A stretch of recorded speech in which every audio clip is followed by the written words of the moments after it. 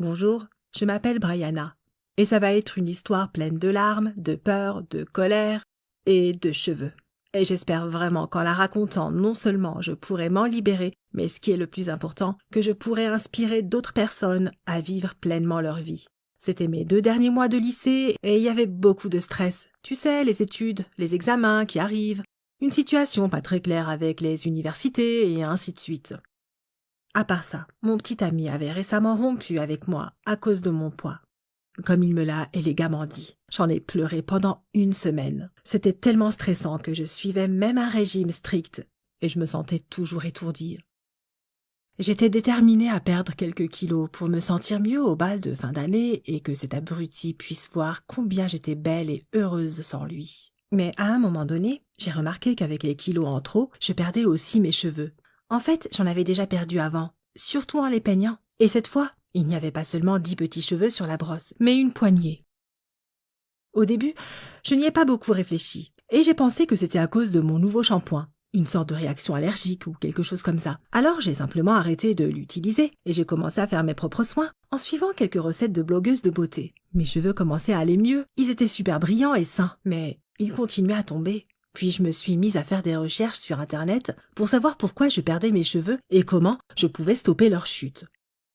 Et devine ce que j'ai trouvé comme première raison.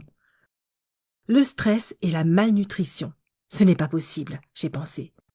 Pour ce qui est de ma charge de travail et de mon emploi du temps, il n'y avait aucun moyen d'atténuer mon stress, sans parler des autres choses qui me rendaient folle. Si c'était le cas, j'étais condamnée à rester grosse et chauve. C'était terrifiant. Je me suis dit qu'il devait y avoir un autre moyen de résoudre mon problème. Et quand j'ai senti une calvitie de la taille d'une pièce de 10 centimes apparaître derrière ma tête, j'ai paniqué et décidé de demander l'aide de mes parents. Ils m'ont d'abord emmenée chez un nutritionniste. Mais quand il a entendu parler de ma perte de cheveux et qu'il a vu une touffe dans ma main, il m'a dit que nous ferions mieux de consulter d'abord un trichologue. C'est un spécialiste des cheveux si tu ne le savais pas. Cette recommandation m'a un peu inquiétée. Finalement, il s'est avéré que j'avais quelque chose appelé alopécie, une maladie incurable avec une évolution imprévisible. Cela signifiait que j'étais sur le point de perdre tous les cheveux de ma tête et personne ne pouvait promettre qu'ils repousseraient à nouveau. Cette nouvelle m'a achevée. En rentrant de l'hôpital, je suis restée silencieuse.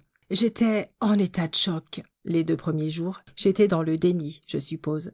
Je n'arrivais pas à croire que ça m'arrivait vraiment. Je pleurais tout le temps, demandant à l'univers « Pourquoi moi ?» Bien sûr, je m'apitoyais sur mon sort. Mais quand j'ai eu l'impression de ne plus avoir de larmes, je me suis mise en colère. Je me disais qu'en plus d'avoir perdu mon petit ami, de ne pas avoir perdu 1 seul kilo, de ne pas avoir de bonnes notes et de ne pas avoir eu de réponse positive d'université, j'allais passer le reste de ma vie sans cheveux, tu sais, chauve. L'angoisse, quoi.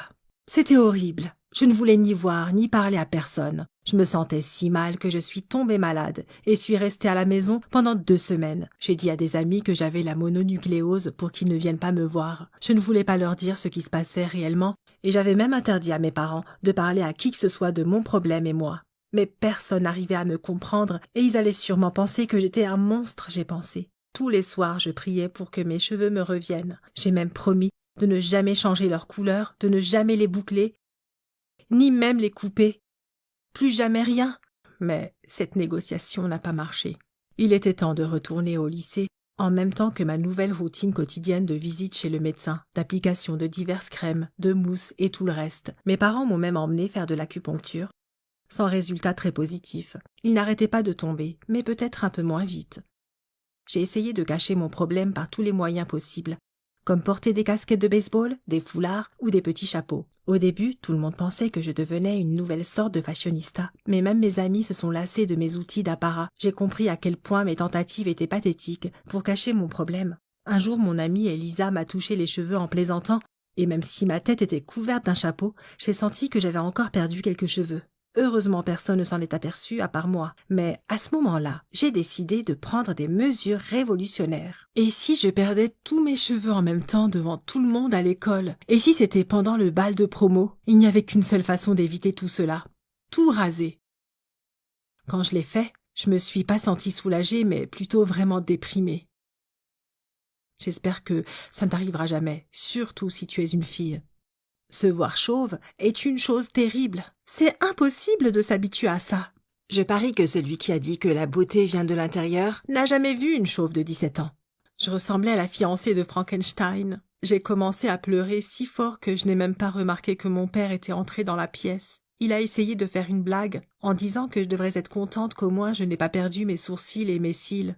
J'ai levé la tête pour le regarder et lui dire à quel point ce n'était pas drôle, mais son allure m'a vraiment fait rire. Il s'est avéré qu'il s'était rasé la tête en apprenant que j'allais faire ça. Il a dit qu'il avait toujours voulu changer de look. C'était vraiment gentil de sa part. Et plus tard, ce jour-là, ma mère m'a acheté la perruque la plus chère et la plus réaliste, qui ressemblait vraiment à mes cheveux naturels.